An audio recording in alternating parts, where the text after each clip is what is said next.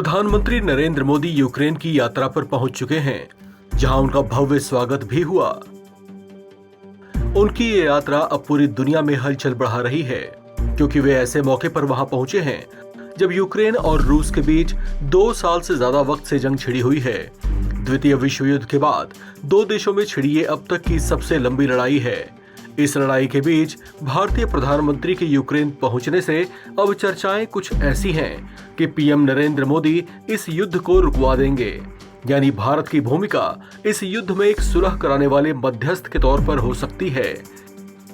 ये यात्रा इस वजह से भी चर्चाओं में है क्योंकि साल 1993 में भारत यूक्रेन के बीच कूटनीतिक संबंध स्थापित होने के बाद ये पहला मौका है जब किसी भारतीय प्रधानमंत्री ने यूक्रेन की यात्रा की है, और वो भी युद्ध के हालात के बीच।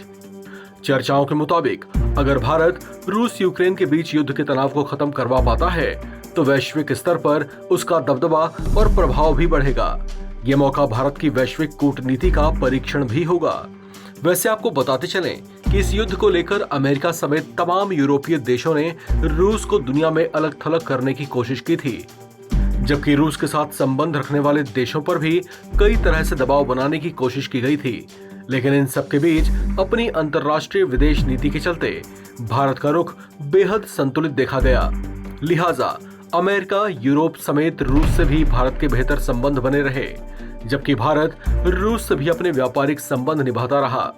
रूस यूक्रेन युद्ध छिड़ने के कुछ महीने बाद साल 2022 में जब रूसी विदेश मंत्री सर्गेई लावरोव भारत दौरे पर पहुंचे थे, उस समय भी उन्होंने कहा था कि भारत का रुख शुरू से ही इस युद्ध में निष्पक्ष रहा है।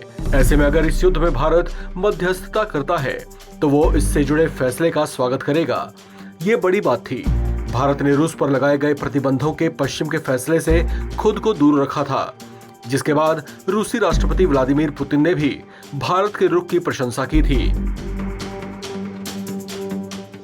इसके अलावा यूक्रेन के राष्ट्रपति व्लादिमीर जेलेंस्की ने भी भारत की मध्यस्थता की अपील की थी। आपस में युद्ध में उलझे दोनों देशों की ओर से भारत को मध्यस्थता के लिए कहना वैश्विक स्तर पर भारत के बड़े प्रभाव को साबित करता है।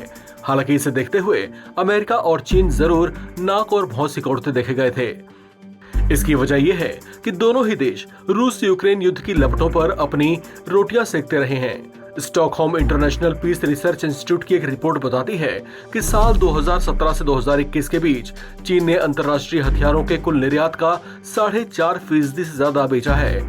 इसके बाद जब रूस और यूक्रेन के बीच भीषण जंग छिड़ी तो ऐसे में चीन की तो चांदी ही हो गई। चीन का वेपन मार्केट इस मौके को खूब कैश करवाता रहा। डिफेंस एक्सपर्ट्स का मानना है कि इस युद्ध में चीन के हथियार बाजार ने खूब लाभ उठाया, क्योंकि चीन रूस का मित्र देश भी है। ऐसे में चर्चाएं रही हैं कि रूस ने इस युद्ध में तमाम वैश्विक प्रतिबंधों के बीच चीन से खूब मदद ली। इसी तरह से यूक्रेन, जिसे यूरोप के तमाम देशों के साथ साथ अमेरिका का भी बैकडोर सपोर्ट मिलता रहा है, वे इस युद्ध में यूक्रेन में अपने हथियारों की मांग बढ़ाए रहे। लेकिन अब इस युद्ध की चर्चाओं का रुख बदल रहा है। कहा जा रहा है कि भारत की भूमिका इस युद्ध में शांति कायम करने वाली हो सकती है, जो मौका परस्त यूएस और चीन को शायद नागवार गुजरे। इस खबर में फिलहाल इतना ही। बाकी अपडेट्स के लिए आप बने रहें एनबीटी ऑनलाइन के साथ।